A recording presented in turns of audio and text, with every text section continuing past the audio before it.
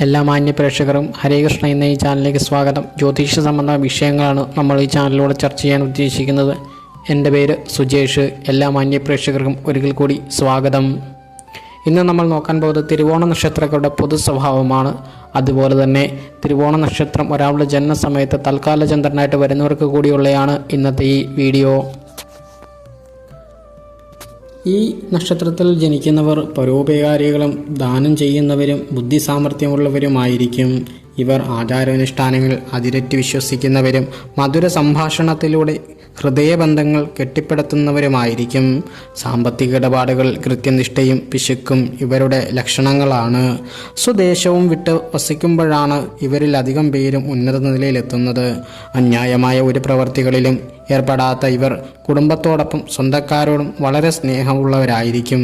ഇവർക്ക് എല്ലാ കാര്യങ്ങൾക്കും ഒരു അടുക്കും ചിട്ടയും ഉണ്ടായിരിക്കും. അന്യദുഃഖം അറിയുന്നവരും അന്യരെ സഹായിക്കുന്നതിലും ഇവർ ഒരുപടി മുന്നിലാണ്. ഭക്ഷണപ്രിയരായ ഇവർ സ്വന്തം കാര്യത്തിൽ അല്പം സ്വാർത്ഥന്മാരുമാണ്. മാതാപിതാ ഗുരുഭക്തി ഇവരിലേറിയിരിക്കും. എന്നാൽ ചിലർ ആരെയും വകവയ്ക്കാത്തവരായി കാണപ്പെടുന്നു.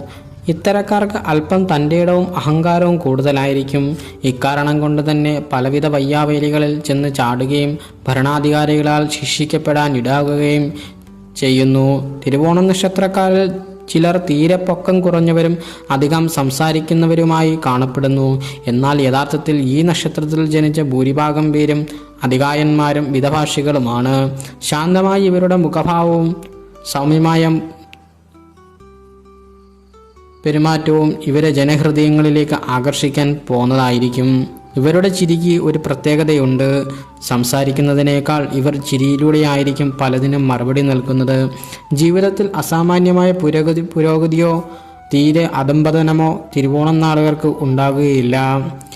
വൈദ്യശാസ്ത്രത്തിലും മറ്റ് സാങ്കേതിക വിഷയങ്ങളിലും മികവാർന്ന പ്രവർത്തനം കാഴ്ചവെക്കാൻ കഴിയുന്ന ഇവർ സ്ഥിരമായി ഒന്നിലും ഉറച്ചു നിൽക്കുകയില്ല. പരമാവധി ലോകപരിചയം നേടുന്നതിനാണ് ഇവർ അധികം സമയം കണ്ടെത്തുന്നത്. ജീവിതത്തിൽ നിരവധി ദുർഘടമാർഗങ്ങളിലൂടെ സഞ്ചരിക്കേണ്ടി വരുന്നു. ഇവർക്ക് എപ്പോഴും ഈശാനുഗ്രഹം കൂടെ ഉണ്ടായിരിക്കും. ഈ നക്ഷത്രത്തിൽ ജനിച്ചവർക്ക് തൻ്റേതായ ആദർശവും ഒരു രാഷ്ട്രീയ കാഴ്ചപ്പാടും ഉണ്ടായിരിക്കും.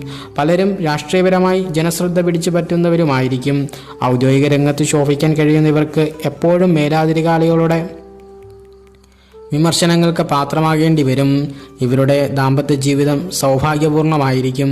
ഇവർക്ക് ലഭിക്കുന്ന ഭാര്യമാർ ഗ്രഹഭരണ കുശലതയുള്ളവരും ലളിത ഹൃദയമായിരിക്കും. തിരുവോണ നക്ഷത്രക്കാർ വികാരങ്ങൾ കടമപ്പെടാതെ സൂക്ഷിക്കണം.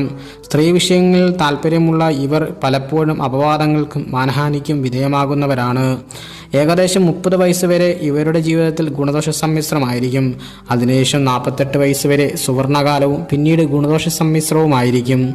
തിരുവോണ നക്ഷത്രത്തിൽ ജനിച്ച സ്ത്രീകൾക്കും മേൽപ്പറഞ്ഞ ഫലങ്ങൾ യോജിക്കും. കൂടാതെ ഇവർക്ക് വിശ്വസ്തനായ ഭർത്താവും സന്തുഷ്ടമായ കുടുംബവും ഐശ്വര്യവർദ്ധനവും സന്താന സൗഭാഗ്യവും ഉണ്ടായിരിക്കും. കലാബോധവും സൗന്ദര്യവും ഇവരുടെ പ്രത്യേകതകളാണ്. എല്ലാ മാന്യ പ്രേക്ഷകർക്കും നന്ദി, നമസ്കാരം. ലൈക്ക് ചെയ്യുക, സബ്സ്ക്രൈബ് ചെയ്യുക, ഷെയർ ചെയ്യുക.